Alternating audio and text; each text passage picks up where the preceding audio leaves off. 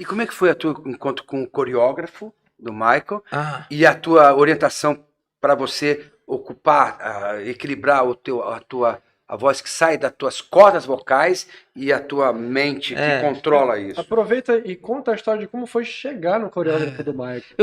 Foi muito engraçado, porque eu mandei mensagem pra um monte de gente que trabalhou com o Michael. E eu mandei como fã, sabe? Tipo, olha, puxa, que incrível. Rede social mesmo, Rede você social, fala. eu tava começando a aprender a mexer em Facebook.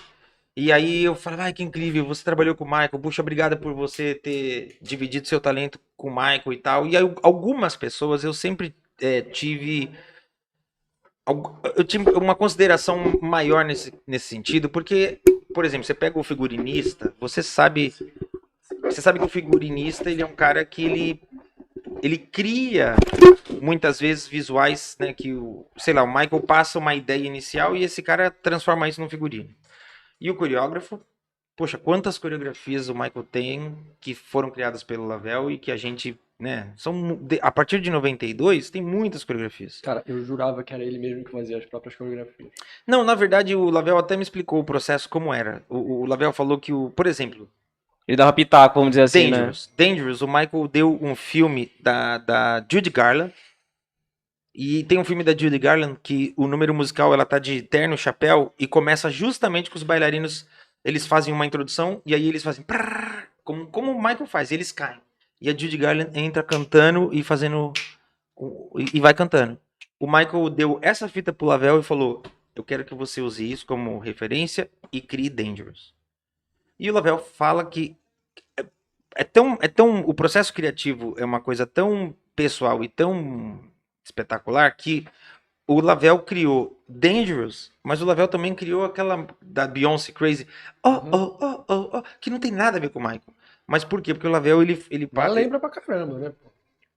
A Beyoncé? É. Não, a referência da Beyoncé é Michael, mas eu digo coreograficamente os movimentos Diferente. são muito diferentes Sim, e saiu da mesma cabeça. Então o Lavelle ele fala que ele tentava Consegue montar pra ele cada tentava estilo, né? entender o que o Michael tinha como movimentações que ele queria. Então ele criava um primeiro esboço que às vezes o Michael rejeitava. E ele falou que era muito engraçado porque o Michael rejeitava e fazia assim. Não é isso. Aí falou, Muito mas fazia, suavemente, né? falava, aí batia no ombro e falava assim, mas você vai achar. Aí depois de uma semana, Aí voltava. Se vira, bicho. E aí Dangerous, ele falou que foi uma criação que ele foi fazendo e durante a criação o Michael vinha com as acentuações, né? Que Dangerous tem uma série de acentuações, né? Que o Michael faz e tal. E uma série de mãos que o Michael usa. E aí foi feita essa construção. Ele fala que Jam, por exemplo, foi uma coreografia que ele montou que foi muito mais... ele falou, Michael, montei isso. E o Michael de cara falou, é o que eu quero.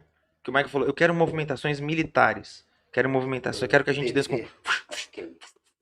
E aí ele propôs e o Michael de cara falou, é isso.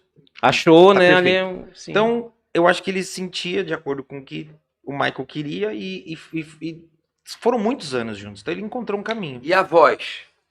A voz pra mim foi um processo demorado, porque eu tinha muito medo. Eu achava que cantar Michael era uma petulância. Falava, é muita arrogância querer cantar Michael.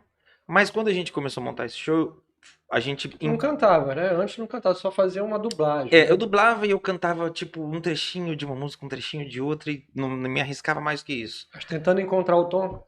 E aí quando chegou esse show, eu entendi e aprendi que eu não podia usar a voz do Michael, o instrumental do Michael. Existe uma questão de proteção mesmo, né? De proteção do autoral, proteção da propriedade intelectual, eu não podia. E eu falei, tá, então eu vou ter que cantar.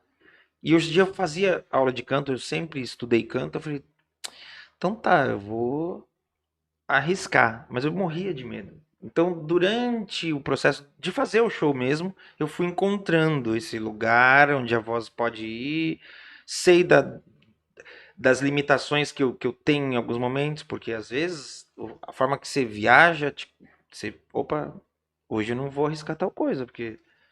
E aí, muitas referências de Michael ao vivo ajudam muito, porque o Michael era um cara extremamente técnico, então você vê que algumas horas ele usa alguns recursos vocais, né? Principalmente Bad Tour, que tem muita coisa assim que dá pra você ouvir, e ao vivo você fala, nossa, o caminho que ele escolheu ali, olha que caminho ele escolheu. Não é à toa. Então você vai aprendendo isso.